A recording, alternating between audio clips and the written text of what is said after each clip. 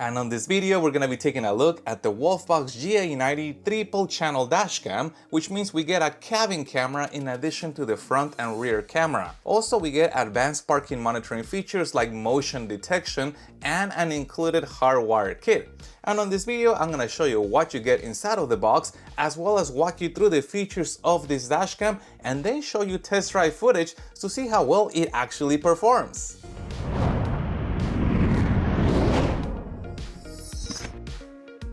And as always, I like to remind you that I place a link in the description down below to this dashcam in case you wanna get one for yourself. And this dashcam mounts to the mirror on our vehicle using straps. I have removed the mirror just to show you what it will look like, but this is normally done on the vehicle. One strap is gonna go on one side and the other strap is gonna go on the other side, effectively securing this to our mirror. And I have included another set of straps a little bit smaller if you needed a little bit of a tighter fit. And the G890 measures roughly about 11.5 inches wide, which is an important measurement to be aware of if you're still planning to use your sun visors or be able to fully fold them out.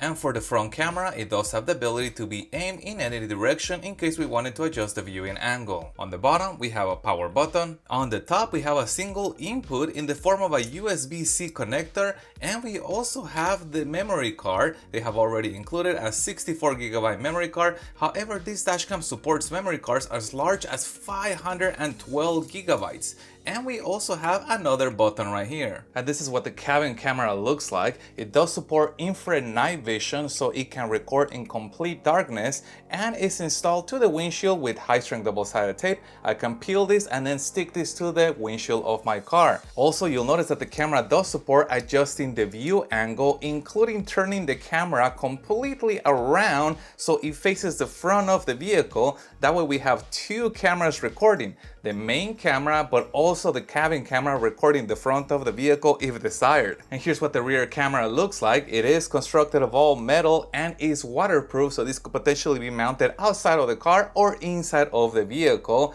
And to mount the rear camera, there's high-strength double-sided tape, which I can peel and then stick it to my car. And they have also included a bracket that allows the rear camera to be adjusted as far as the viewing angle. They have also included a second bracket that allows the rear camera to mount against vertical surfaces, and this is really important because pickup trucks, for example, have a vertical window, so now we can mount the rear camera against that vertical window. And lastly, that secondary bracket also supports being able to adjust the camera up or down in case we wanted to adjust the viewing angle. And the extension for the rear camera also includes the optional red wire that allows the camera to support reverse guidelines. If you guys want to see a video of how that wire is connected to enable parking assist, I'll put a link to that in the description down below. And here's what the GPS antenna looks like. It has double-sided tape, so we can peel this and stick it to the windshield of our vehicle. Now, the GPS antenna is also a breakout box. What does that mean? Well, we get a single cable that is gonna connect from the dashcam to this box. And from this box, now we're gonna be able to plug in our cabin camera, and on the other end, we're gonna be able to plug in power and the rear camera. So it's neat to see that they have integrated that into the single box. And to power the dashcam, they have included the cigarette lighter adapter, which has two connectors on the opposite end. One is to provide power to the breakout box, and the second connector is the input for the rear camera extension. And if you're looking to enable full-time parking monitoring, they have also included the hardwire kit. And the hardwire kit has the same two connectors, one to provide power to the breakout box and another connector for the input for the rear camera. But now let's move over to the vehicle so I can show you the rest of its features. Now you'll notice that on the left-hand side we have a compass, mile indicator, and also that we are in fact recording. On the right-hand side, we got the date and time. And swiping on the middle of the screen allows us to change the view. Here's the cabin. Swiping one more time, here is the front view. And you've noticed that if I slide on the left-hand side of the screen, I'm able to adjust the view. Swiping one more time, now we get this 3D view where we have the cabin, the front, and the rear. Swiping one more time brings us back to the rear view. Tapping on the screen brings up the rest of the controls. The very first icon allows us to stop the recording. Press that one more time, it resumes recording again. Then we have a camera icon. Tapping on this icon takes a picture of whatever the cameras were seeing at the time. The next icon that looks like a little lock allows us to flag a section of video in case we saw something interesting and we want to review that later, like this car that is happening to be driving right now. And the next icon is this microphone that allows us to turn off the microphone in case we did not want to have the audio be recorded. And if at any point in time we want to re-enable audio recording, I can push that icon one more time. And the next icon is the brightness setting icon, which shows us the current brightness setting. Now there are two ways of adjusting the brightness. The quickest way is just to slide on this side of the screen. We can lower or bring up the brightness to its maximum setting. The next icon is this that allows us to again change the camera view, but as I showed you earlier, this can also be done by swiping on the middle of the screen. And the next icon is the playback icon. It does remind us that we have to stop the recording in order to access the playback menu. Now once we are in the playback menu, you can see that the videos are in here and they are sorted out into 3 different folders. The very first folder is normal recordings of just potentially us driving around.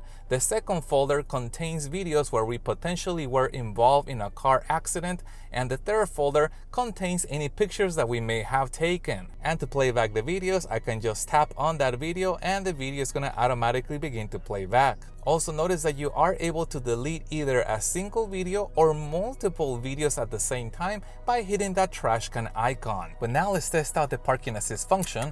I'll put the car into reverse, and as you can see, the view is going to shift a few degrees lower and give us reverse guidelines. And when I put the car back into D, the screen is going to return to its prior view. But now let's check out the setup menu. I'm going to stop the current recording and access the settings by hitting the gear icon. First off, you can see that we are able to adjust the language and we are also able to adjust the date and time. However, this information is automatically gonna come from the GPS. We also have several resolution settings. Right now we are running the front camera at 1440p and the rear camera and the cabin camera at 1080p.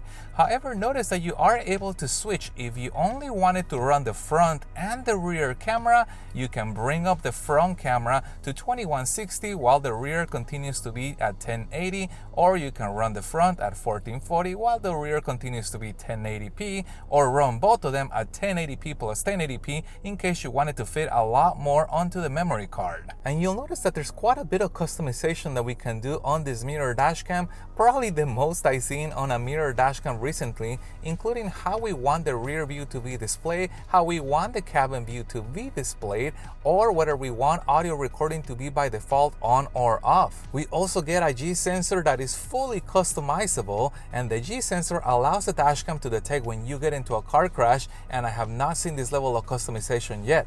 Normally we get a G sensor that says low, middle, or high. Here we get 1 through 5 as far as the sensitivity settings, but they're also broken down by whether the force is coming forwards or backwards, whether the force was coming left to right, or whether the force was coming up or down, which I think is gonna be great. So you can really fine tune that G sensor, allowing you to detect a potential car crash. But what's also pretty interesting is that the battery low voltage protection is adjustable directly on the dash cam, and this is going to be very helpful if you are looking to hardwire the dash cam and you want to customize at what point should the hardwire cutoff kick in to prevent your battery from being discharged. And if the dash cam was hardwired, we are able to access parking mode, and we get 3 advanced parking mode settings. We can select for collision detection, where the dash cam is going to just turn on and record when it detects that somebody impacted the car, and we are able to adjust the sensitivity of that collision sensor. We also get low frame rate mode, what's most people known as time-lapse mode, and here you can select the customization of the time-lapse and how long you want to run that time-lapse for.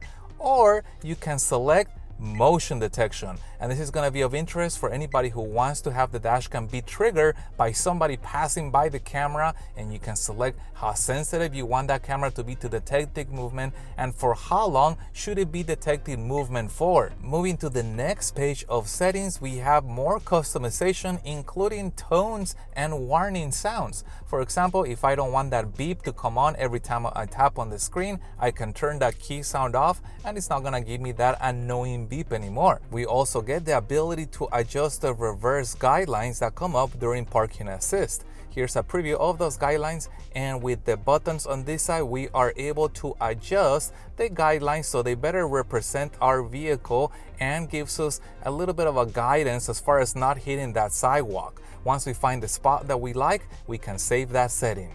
And now that I've shown you the main features of this dash cam, let's take it out for a test ride so we can see how well it actually performs, including the audio test. And this is an audio test of the WOLFBOX G890, and I am sitting on the driver's side seat. And this is an audio test of the WOLFBOX G890, and I am standing outside the driver's side door.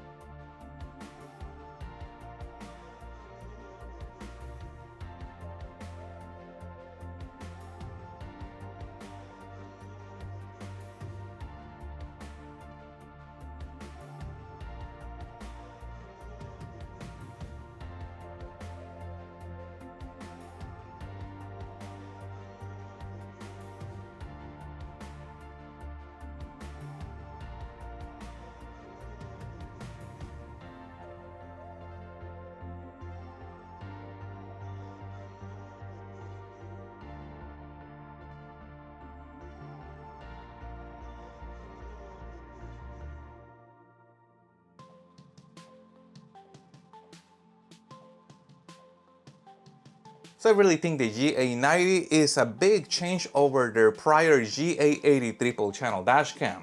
It is not an incremental change, it is a huge jump because of all the different changes that they have implemented on this new dashcam system. So remember, I put a link in the description down below to this dashcam in case you want to get one for yourself. And if you guys are curious to see the full installation process for a mirror dashcam, I have already made a very detailed video for that. I'll put a link to it in the description down below. So if you guys have any other questions regarding this dashcam, please put that in the comments also. And if you found any part of this video helpful, hit the thumbs up button to support the channel and stay tuned as I have a lot more videos coming up. Thank you guys for watching, and as always, I'll see you on the next one.